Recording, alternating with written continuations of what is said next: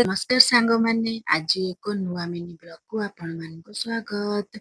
ଜୟ ଜଗନ୍ନାଥ। ଜଗନ୍ନାଥଙ୍କ ନାଁ ନେଇ ଆଜିର ମିନି ବ୍ଲଗକୁ ଷ୍ଟାର୍ଟ କରିବା। ଏଠି ମୁଁ ଗାଧେଇ ପାଧେଇ ରେଡି ହେଇଯାଇଥିଲି, କାରଣ ପ୍ରଥମେ କରିବାର ଥିଲା ପୂଜା। ପୂଜା ସାରି ଏଠି ପ୍ରଥମେ ଗେଟ୍ ପାଖରେ ପୂଜା କରିଦେଇଥିଲି। ଏଠି ପୂଜା କରିସାରିଲା ପରେ ଠାକୁର ଘରୁ ପୂଜା କରିଥିଲି। ଏଠି ଆପଣମାନଙ୍କୁ ଟିକେ ଦେଖେଇ ଦଉଛି ମୋର ଝୋଟି।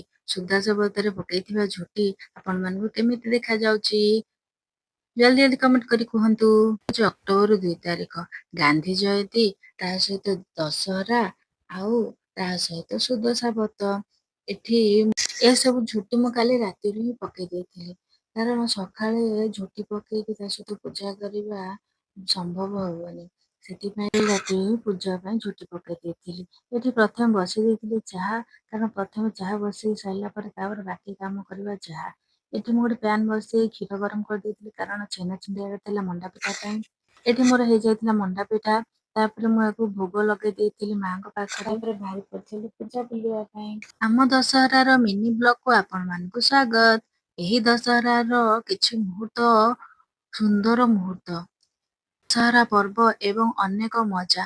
ମାଙ୍କର ଆଶୀର୍ବାଦ ନେଇ ଆମ ଦଶହରା ସତ୍ୟର ବିଜୟ ପର୍ବ, ପୂଜାର ଏହି ସୁନ୍ଦର ସମୟ, ପରିବାର ସହିତ ଦଶହରା ପାଳନ, ମାଙ୍କର ଆଗମନ ଓ ବିଦାୟ, ପୂଜା ପଣ୍ଡାଲର ସପିଂର ମଜା, ବିଭିନ୍ନ ପଣ୍ଡାଲର ସୁନ୍ଦର ଲାଇଟ୍, ପାରମ୍ପରିକ ପୋଷାକର ଦଶହରାର ମଜା ହିଁ ନିଆରା। ଦଶହରା ବଜାର ଓ ସପିଂ ମଣ୍ଡପ ବୁଲିବାର ମଜା ହିଁ ନିଆରା।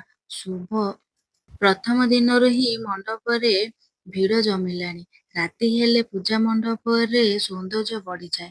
ଦଶହରାର ଏହି ମୁହୂର୍ତ୍ତ ଗୁଡ଼ିକ ମୁଁ ମୋର କ୍ୟାମେରାରେ କଏଦ କରୁଛି। ସମସ୍ତଙ୍କୁ ଦୁର୍ଗା ପୂଜାର ଶୁଭେଚ୍ଛା। ଦୁର୍ଗା ପୂଜା ମନରେ ନାହିଁ ଭୟ, ଆଲୋକର ଝଲକରେ ସମସ୍ତଙ୍କୁ ମନ ଭରିଯାଉ। ଆଜି ମାଙ୍କର ବିଦାୟ ନେବାର ସମୟ। ବିସର୍ଜନ ଏବଂ ଦଶମୀ ଦିନରେ ପର୍ବର ସମାପ୍ତି ହୁଏ।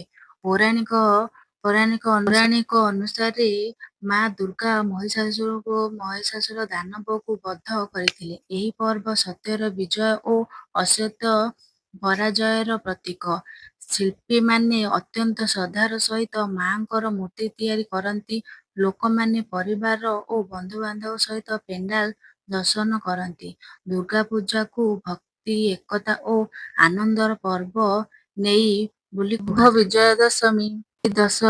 ଦଶହରା